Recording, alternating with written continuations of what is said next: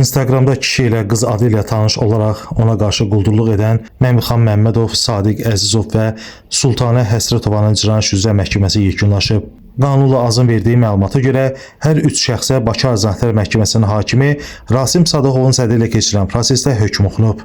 Hökmə əsasən Həsrətova Sultanə Cavid qızı 8 il, Məmmədov Məmixan Qurbanoğlu 8 il 6 ay, Əzizov Sadiq Zahiroğlu 8 il 6 ay müddətinə azadlıqdan məhrum ediliblər.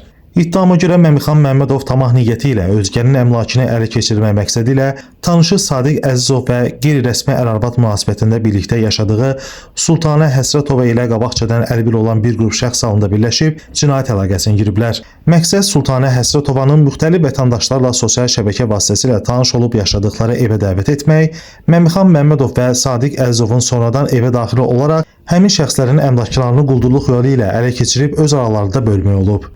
Ötən ilin fevralın 10-da Məmixan Məmmədov və Sadiq Əzizov Instagram sosial şəbəkəsində özlərini Fatimə adı ilə təqdim edərək Vüsal Zeynalov adlı şəxslə tanış olublar. Onlar iş üzrə zərər çəkmiş olan Vüsalı Sevgililər günü, yəni fevralın 14-də kirayə yaşadıkları Bakı şəhəri Xətai rayonu Aşıq Qurban küçəsində yerləşən nömrəsiz fərdi yaşayış evinə dəvət ediblər.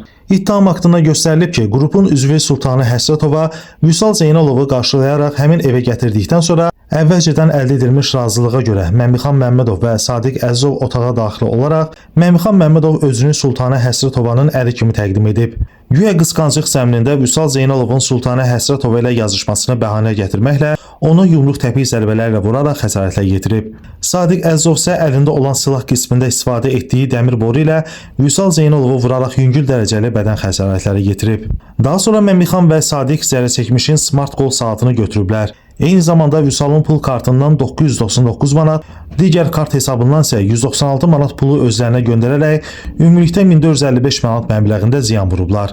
Qeyd edək ki, Məmixan Məmmədov və Sultanə Həsrətovaya qarşı Cinayət Məcəlləsinin 181.2.1-ci, yəni quldurluq qabaqcadan əlbil olan bir qrup şəxs tərəfindən törəldildikdə və Sadiq Əzizova isə 181.2.5-ci, yəni quldurluq silah və ya silah qismində istifadə edilən əşyalar tətbiq edilməklə törəldildikdə və 181.2.1-ci, yəni quldurluq qabaqcadan əlbil olan bir qrup şəxs tərəfindən törəldildikdə maddələrlə ittiham irəli sürülüb. Orxan Rasifoğlu, Məhkəmə Xəbərləri.